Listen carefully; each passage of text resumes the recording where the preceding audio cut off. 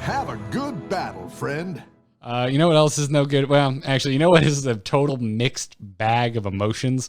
Is BlizzCon officially being canceled for 2020. Executive producer of BlizzCon, Sarah Lynn Smith, posted an update on BlizzCon 2020 yesterday confirming the event's cancellation. Sarah Lynn wrote saying, quote, "Ultimately, after considering our options, we've come to the very difficult decision to not have BlizzCon this year." Interestingly, though, an online event was alluded to. Sarah Lynn continued saying, "We're talking about how we might be able to channel the BlizzCon spirit and connect with you in some way online. We'd want to do this as soon as we could, but given that this is new-ish territory and the different factors involved, it will most likely be sometime early next year."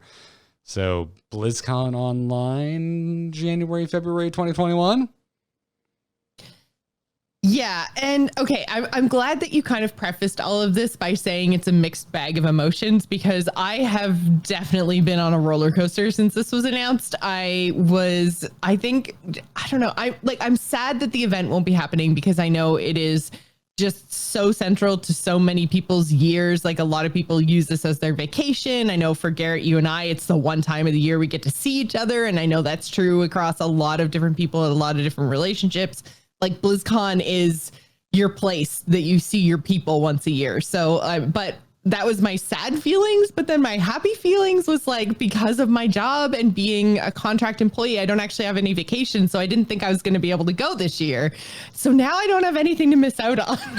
It's like so selfish. And I felt so bad, but I saw that it was canceled. And I was kind of like, yay.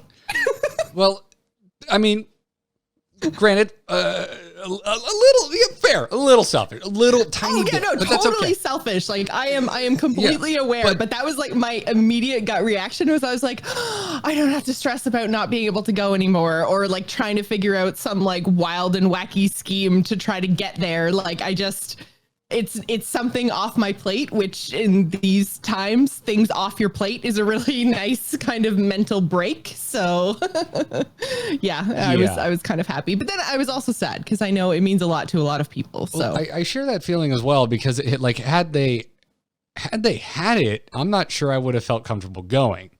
And so like, but you would have felt the obligation, right? So right. Well, to a certain degree, but I may not have gone.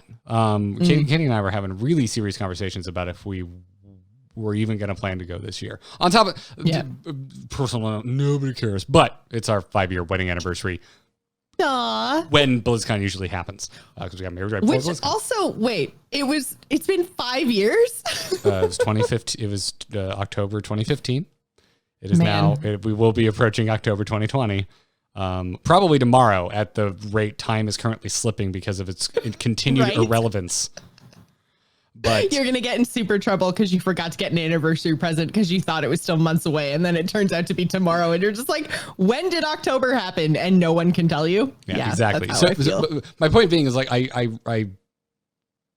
totally understand where you're coming from, because I was having, like, even before all this was kind of, before the official cancellation, was having serious conversations about, like, am I even going to go? And I kind of came around to, like, hashtag streamer footage. If I wasn't going to be doing a panel or anything official, like, asked by Blizzard to go do anything, I probably would skip, because I don't think I'd feel comfortable going, just because, like, it is such an absolute international affair. People come from every corner of the globe. There's so much air travel.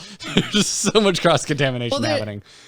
Exactly. And such close quarters. I mean, they would have to have, in order to keep the attendance numbers the same, they would have to have a venue that was like 4 to 5 times as big as the Anaheim Convention Center, because you just couldn't keep that many people apart. They physically don't have the space, right? So, and I'm certain that's a conversation they had, right? When they say, like, when they looked at all of the options, I'm sure that was one of them. Like, there is a BlizzCon team now. Like, this is their job. I'm certain there was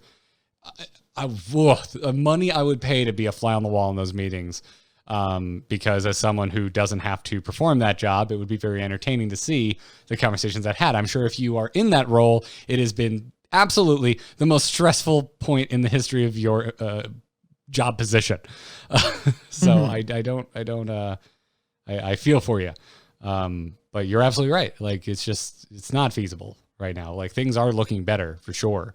But come then, who knows? Yeah. And it's just like, Sarah Lynn Smith wrote in the first update where they were like, hey, we're not sure what's going on. Like, people plan for this way in advance. You need advance notice.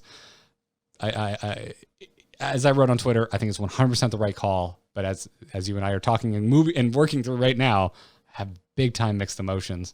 Because then I started thinking about it, and I'm like, after the year we've had, going to BlizzCon would be the most amazing thing I could think of. The most amazing way to actually kind of put COVID-19 behind me.